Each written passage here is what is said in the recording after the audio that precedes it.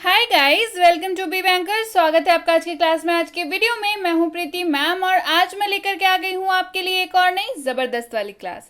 क्या होने वाली है आज की क्लास, चलिए जल्दी से जान लेते हैं। आज पढ़ने वाले हैं सबसे ज्यादा प्रयोग होने वाले शब्द। जी हाँ, ये ऐसे शब्द हैं जो एग्जैक्टली में आपके रोजमर्रा के जिंदगी में काम आएंगे। कैसे काम आएंगे? अंग्रेजी बोलने का आधारभूत ये शब्द ही होते हैं। जी हाँ, इन्हीं को यूज करके आप बाकी की अंग्रेजी बोल सकते हैं। जी हाँ, तो इनको जानना बेहद जरूरी है। मैं बताऊंगी शब्द कौन से हैं, साथ में बताऊंगी उनका उच्चारण, उनका मतलब और उन पे बेस्ड ढेर सारे एग्जाम्पल्स। तो चलिए शुरू करते हैं आज की क्लास। उसके पहले अगर चैनल पर नए हैं, पहली बार इस क्लास को देख रहे हैं, तो जल्दी से कर लीजिए चैनल को सब्सक्राइब करते वक्त बेल आइकॉन दबाना बिल्कुल मत भूलिएगा, ताकि जब भी हमारी कोई नई क्लास आए सबसे पहले आपको पता लग जाए। आप सीधे सीधे हमसे जुड़ सकते हैं इस व्हाट्सएप नंबर के जरिए हमारी बुक्स, हमारी ई बुक्स, हमारी पेड कोर्सेज के बारे में जानने के लिए। साथ ही साथ ये वाली क्लास, इसके जैसी ढेरों क्लास डायरेक्टली अपने मोबाइल तक पाने के लिए आप कर सकते हैं हमें किसी भी सोशल मीडिया साइट्स पर फॉलो। तो चलिए शुरू करें आज की क्लास। सबसे पहला शब्द है कैन। CAN पढ़ते हैं इसको कैन। जानेंगे मतलब बहुत ज़्यादा इंपॉर्टेंट होता है। कैन बहुत ज़्यादा यूज होता है। तो आज इनफैक्ट मैं इस क्लास में जितने भी शब्द आपको पढ़ाने वाली हूँ, सबसे पहले एक चीज़ बता दूँ, ये सारे के सारे शब्द, जी हाँ ध्यान से सुनिएगा, सारे के सारे शब्द बहुत ज़्यादा ज़रूरी हैं। आज भी, कल भी और हमेशा। अगर आप वाकई अंग्रेजी बोलना चाहते हैं, सीरियस है अंग्रेजी बोलने को लेकर के, ना कि सिर्फ बस टूटी फूटी अंग्रेजी, बट अगर आप फ्लुएंट होना चाहते हैं अंग्रेजी में, बिल्कुल अंग्रेजी में ही कॉन्वर्सेशन करना चाहते हैं, बातचीत करना चाहते हैं, तो ये सारे के सारे शब्द आपके दिमाग में नोट हो जाने चाहिए। इनका आपके दिमाग में नोट्स बन जाना चाहिए। आपको समझ लेना है इस शब्द को कि ये शब्द क्या है, इसका मतलब जान लेना है, इसका उच्चारण ध्यान कर लेना है और साथ ही साथ इस पे बेस्ड एग्जाम्पल्स को ध्यान में रखना है। एग्जाम्पल्स क्यों ज़रूरी हैं? ताकि आपको पता रहे कि कहाँ, कब, कैसे इसका इस्तेमाल आपको करना है। क्लियर? तो सबसे पहला शब्द है कैन। CAN, can. क्या मतलब है, चलिए जानते हैं। कैन का मतलब होता है सकता है, सकती है, सकते हैं। ये 3 जगह पे कैन का इस्तेमाल होता है। लेकिन समझने वाली बात यह है कि आप जब भी किसी भी वाक्य में कैन का इस्तेमाल करेंगे तो ध्यान रखिए उस वाक्य का जो आशय है, यानी कि जो मतलब है, वो एबिलिटी दिखाना या योग्यता दिखाना होना चाहिए। कोई भी ऐसा वाक्य जो आपकी क्षमता, आपकी एबिलिटी या आपकी योग्यता को दिखाए, वैसे वाक्य में कैन का इस्तेमाल किया जाता है। कैसे समझेंगे? एग्जाम्पल से। चलिए, यू कैन डू इट, तुम यह कर सकते हो। ये वाक्य आप कब इस्तेमाल करते हैं? जब आपको अपनी एबिलिटी दिखाना होता है, किसी और की एबिलिटी के बारे में बताना होता है कि यू कैन डू इट, तुम यह कर सकते हो, खुद पर यकीन रखो। आपका बोलने का मतलब क्या होता है कि अरे खुद पर भरोसा रखो, तुम ये कर सकते हो। You can do it. They can speak English, वे अंग्रेजी बोल सकते हैं। दे कैन स्पीक इंग्लिश, वे अंग्रेजी बोल सकते हैं। आप उनकी एबिलिटी बता रहे हैं कि हाँ भाई उनको आता है, वे अंग्रेजी बोल सकते हैं। They can speak English. It can fly, यह उड़ सकता है। इट कैन फ्लाई, यह उड़ सकता है। It can fly.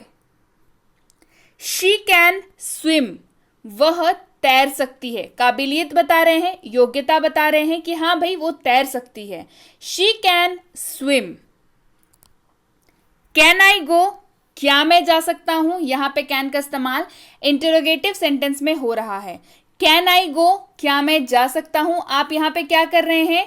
आप अपनी जाने की क्षमता को किसी और से जस्टिफाई करा रहे हैं। कैन आई गो, क्या मैं जा सकता हूं? कैन आई गो। बढ़ते हैं आगे। कुड, अगला शब्द है कुड। कुड जो है वो कैन का पास्ट फॉर्म होता है। कैन का पास्ट फॉर्म होता है कुड। इस्तेमाल देखिए, सका, सकी, सके। किसी भी वाक्य में अगर इस्तेमाल हो रहा है सका, सकी, सके, तो उसमें कुड का इस्तेमाल होगा। और क्योंकि ये कैन का पास्ट है तो जाहिर सी बात है ये भी योग्यता दिखाने के लिए ही इस्तेमाल किया जाता है। कैसे? इस्तेमाल देखिए। ही कुड नॉट गो, वह नहीं जा सका। He could not go. वह नहीं जा सका। He could not go. They could not study. वे पढ़ाई नहीं कर सके। They could not study. वे पढ़ाई नहीं कर सके। They could not study. We could study well. हम अच्छे से पढ़ाई कर सकें। We could study well. हम अच्छे से पढ़ाई कर सके। We could study well. He could speak English. वह अंग्रेजी बोल सका। He could speak English. वह अंग्रेजी बोल सका। He could speak English. I could not study. मैं पढ़ाई नहीं कर सका। I could not study. मैं पढ़ाई नहीं कर सका। I could not study. बढ़ते हैं आगे। अगला शब्द है may. MAY पढ़ते हैं इसको may। इस्तेमाल देखिए, मतलब जानते हैं पहले। मे का मतलब जब भी किसी वाक्य में सकता है, सकती है या सकते हैं आता हो तो उस वाक्य में मे का इस्तेमाल होगा। तो आपके दिल में ये सवाल जरूर आना चाहिए तब मैम कैन और मे में क्या फर्क होता है। बिल्कुल फर्क होता है। कैन जहां आपके किसी ऐसे वाक्य में यूज होता है जिसका आशय यानी कि जिसका मतलब एबिलिटी दिखाना या योग्यता दिखाना होता है।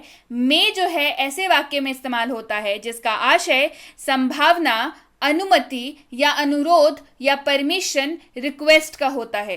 कोई भी ऐसा वाक्य जिसका मतलब यानी कि जिसका जो आशय है वो क्या मतलब निकल के उसका आ रहा है, परमिशन मांगना, रिक्वेस्ट मांगना, अनुरोध करना, अनुमति मांगना या संभावना जताना, इस तरीके के वाक्यों में मे का इस्तेमाल होता है। कैसे करेंगे इस्तेमाल, ध्यान से देखिए। ही मे गो, वह जा सकता है। ही मे गो, वह जा सकता है। आप श्योर नहीं है कि वो जाएगा ही, आप ये संभावना जता रहे हैं कि वो जा सकता है। ही मे गो। शी मे कम, वह आ सकती है। शी मे कम, वह आ सकती है। She may come. We may be late, हमें देर हो सकती है।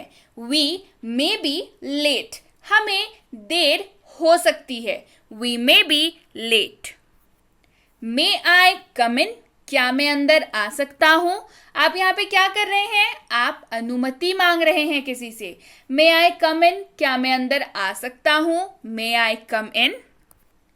मे आई हेल्प यू, क्या मैं आपकी मदद कर सकता हूं या क्या मैं आपकी सहायता कर सकता हूं। यहां पे भी आप क्या कर रहे हैं, सहायता करने के लिए अनुरोध कर रहे हैं कि भाई कर लेते हैं आपकी सहायता, कर देते हैं आपकी help. May I help you, क्या मैं आपकी मदद कर सकता हूं, क्या मैं आपकी सहायता कर सकता हूं। मे आई हेल्प यू। क्लियर है। बढ़ते हैं आगे। माइट, अगला शब्द क्या है, माइट। जानेंगे पहले माइट का मतलब। माइट का मतलब होता है शायद। बीच में ब्लैंक, उस ब्लैंक में वो सारी चीजें आएंगी जो उस वाक्य में आप बोल रहे हैं, और आखिर में दिखेगा सकता है या फिर शायद ब्लैंक सकती है। कंफ्यूजन अगर है यहां पे तो ये दूर हो जाएगी एग्जाम्पल्स देखते के साथ। चलिए।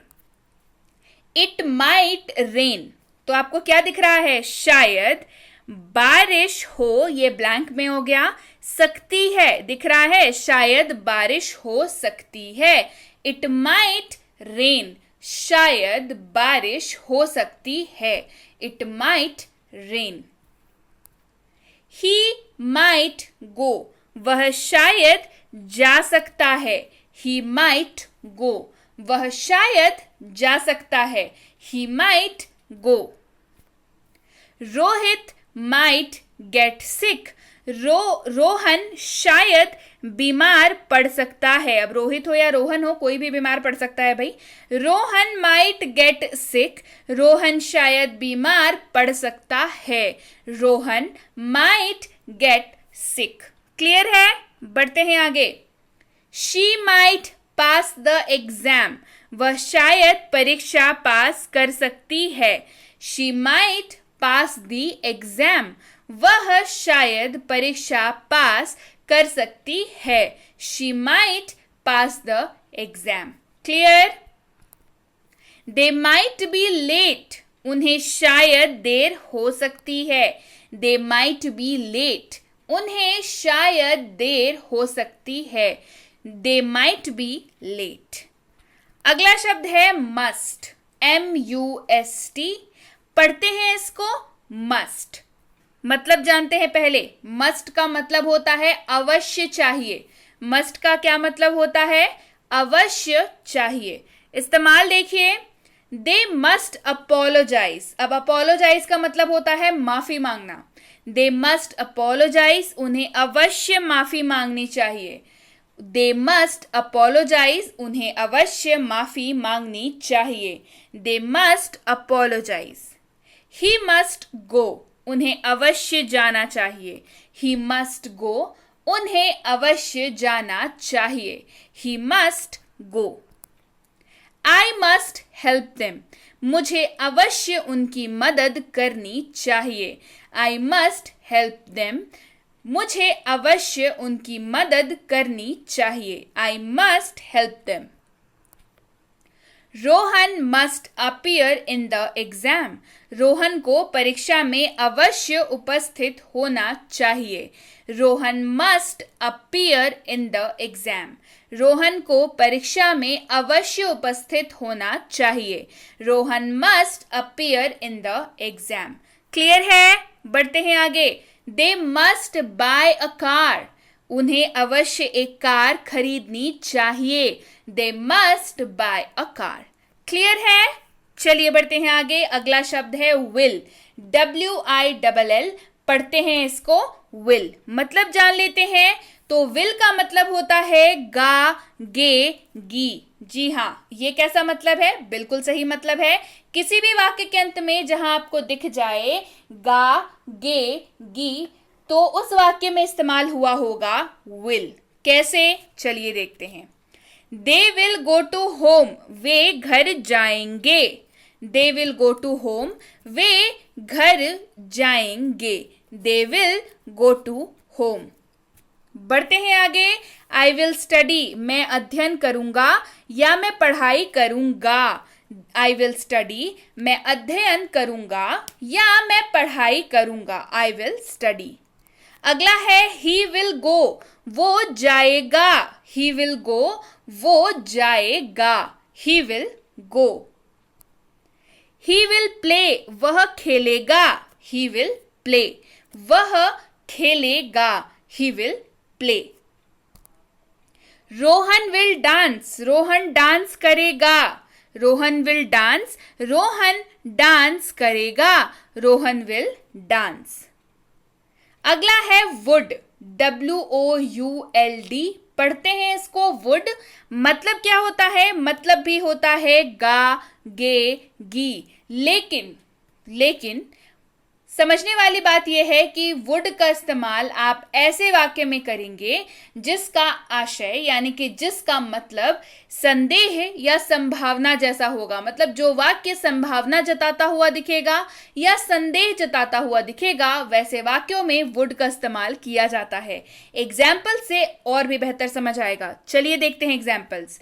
He would come today. वह आज आएगा. He would come today.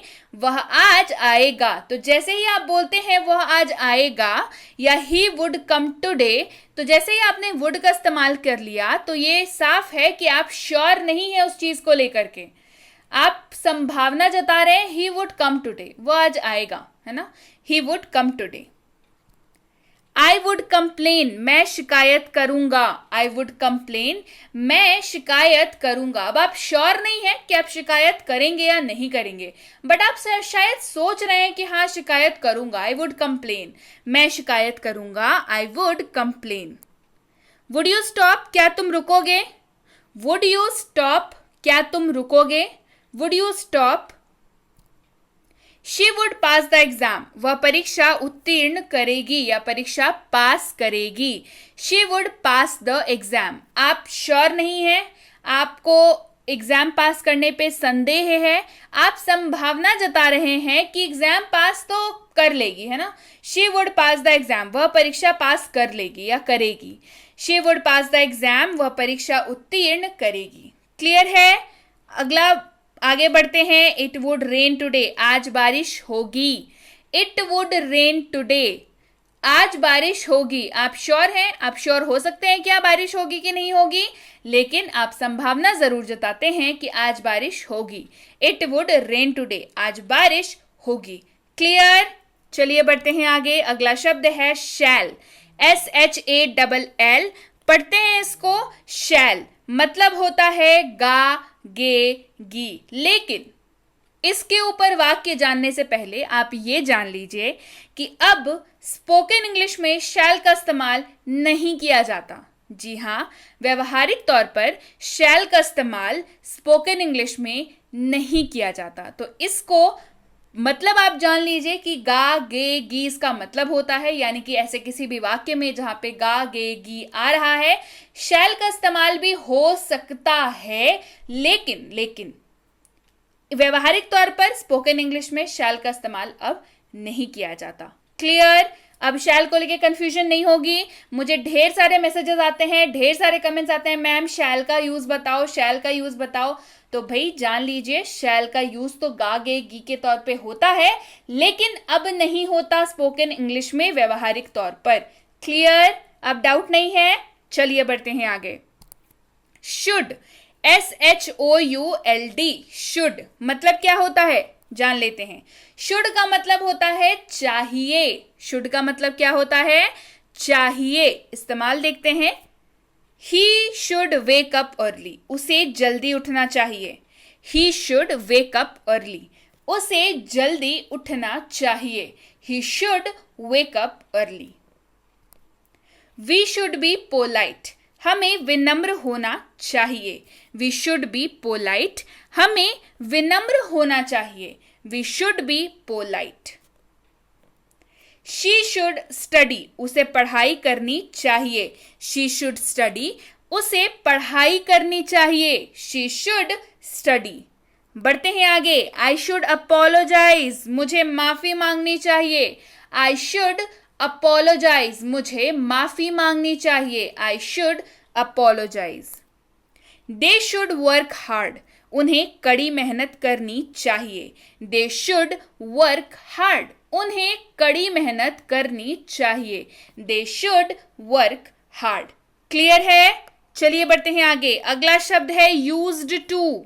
अगला शब्द क्या है? used to. बड़ा इंटरेस्टिंग इसका यूज है. चलिए जान लेते हैं क्या. पहले मतलब जानेंगे. used to जो है वो कब यूज होता है? जब आपको बोलना हो किया करता था. किया करता था मतलब पास्ट में की जाने वाली किसी हैबिट के बारे में जब बात करेंगे तो यूज्ड टू का इस्तेमाल करेंगे. सीधा सा लॉजिक है, सिंपल सा लॉजिक है. मैंने बहुत किसी को देखा है कहीं पे भी यूज्ड टू का इस्तेमाल कर देते हैं, बट नहीं, गलत है. सीख रहे हैं, चलिए सही सीखते हैं. यूज्ड टू का इस्तेमाल किया करता था के रूप में होता है. पास्ट में हो रही किसी लगातार हो रही किसी हैबिट को दर्शाने के लिए होता है. क्लियर? चलिए इस्तेमाल देखते हैं. He used to play cricket. वह क्रिकेट खेला करता था. He used to play cricket. इस वाक्य का सीधे तौर पे मतलब यह है कि अब क्रिकेट वो खेलता है या नहीं खेलता आपको नहीं पता, लेकिन आप क्योंकि उसे पहले से जानते हैं और आपने उसे देखा है, शायद पहले आपको पता हो ऐसा कि वो क्रिकेट खेला करता था. He used to play cricket. वह क्रिकेट खेला करता था. He used to play cricket. Rohan used to swim. Rohan तैरा करता था. Rohan used to swim. Rohan तैरा करता था. Rohan used to swim. She used to cook. वह खाना पकाया करती थी. अब शायद नहीं पकाती है, but she used to cook. वह खाना पकाया करती थी. She used to cook. Clear है? They used to fight. वे लोग लड़ा करते थे. They used to fight. वे लोग लड़ा करते थे. They used to fight. Clear है? बढ़ते हैं आगे. We used to go. हम लोग जाया करते थे. अब नहीं जाते. हम लोग जाया करते थे. We used to go. बोलते हैं ना बचपन में मेला जाया करते थे, तो we used to go. हम लोग जाया करते थे. We used to go. Clear है? अगला शब्द है need. NEED, नीड मतलब क्या होता है पहले जानेंगे। नीड का मतलब होता है जरूर चाहिए, जरूरत, आवश्यकता या चाहिए। यानी कि नीड आप जिस वाक्य में इस्तेमाल करेंगे वो वाक्य क्या दिखाता है, जरूरत दिखाता है, आवश्यकता दिखाता है, चाहत दिखाता है। क्लियर? चलिए एग्जाम्पल्स देखते हैं। डू यू नीड हेल्प, क्या आपको मदद की जरूरत है? डू यू नीड हेल्प, क्या आपको मदद चाहिए या आपको मदद की जरूरत है? डू यू नीड हेल्प, क्या आपको मदद चाहिए, क्या आपको मदद की जरूरत है? Do you need help. I need a job, मुझे काम चाहिए, मुझे नौकरी चाहिए। आई नीड अ जॉब, मुझे काम चाहिए या मुझे नौकरी चाहिए। I need a job. Do you need anything, क्या आपको किसी चीज की जरूरत है? डू यू नीड एनीथिंग, क्या आपको किसी चीज की जरूरत है? Do you need anything. He needs help, उसे मदद चाहिए या उसको मदद चाहिए। ही नीड्स हेल्प, उसे मदद चाहिए या उसको मदद चाहिए। He needs help. We need more employees, हमें और अधिक कर्मचारियों की आवश्यकता है। वी नीड मोर एम्प्लॉयज, हमें और अधिक कर्मचारियों की आवश्यकता है। We need more employees. Clear है? सो यस गाइज, ये थी आज की क्लास। क्लास बहुत बहुत इंपॉर्टेंट है। क्लास को सेव करके रख लीजिए, बिल्कुल दिमाग में नोट्स बना लीजिए। हमेशा बोलती हूँ ना मैं, दिमाग में नोट्स बनने चाहिए भाई। कॉपी के नोट्स कॉपी बंद होके रैक पे बिल्कुल चले जाते हैं, दिमाग के नोट्स दिमाग में रहते हैं। तो बिल्कुल दिमाग में नोट्स बनने में थोड़ा वक्त जरूर लगता है, पर नोट्स जो है वो काम बड़े आते हैं, है ना। तो बिल्कुल नोट्स हमेशा दिमाग में बनने चाहिए। तो बिल्कुल सेव करके रख लीजिए क्लास को। क्लास बहुत ज्यादा इंपॉर्टेंट है। समझाया आपको बहुत अच्छे तरीके से है, समझ में भी आपको बड़े अच्छे तरीके से आया होगा।